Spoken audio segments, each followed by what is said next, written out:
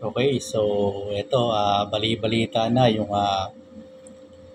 si Vice President Sara Duterte na mismo na nagsasabi na meron daw balak magpa-impeach sa kanya sa Kongreso, impeachment para ipatanggal siya sa pwesto.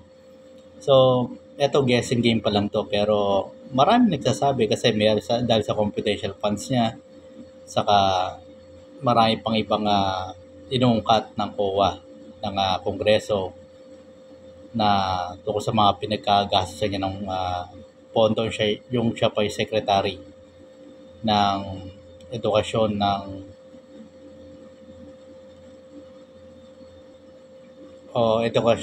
Secretary of Education, secretary.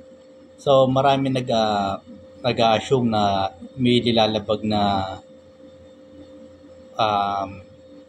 batas allegedly si VP Sara Duterte.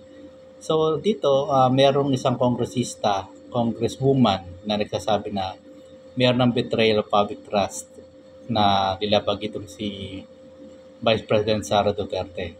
Ngayon, nagpa-interview si VP Sara Duterte. Sabi meron may balak na siya yung mapa-impeach. May impeachment trial na mangyayari sakasakali. Matagal ng balak, random na raw niya yun.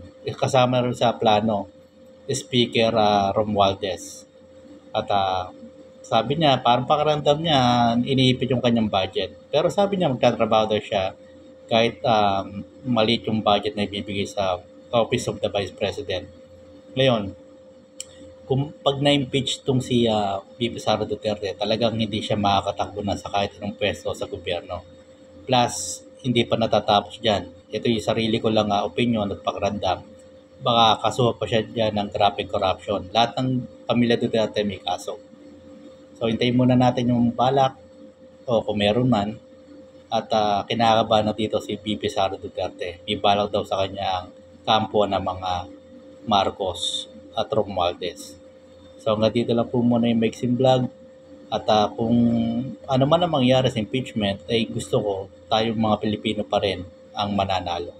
Maraming salamat po.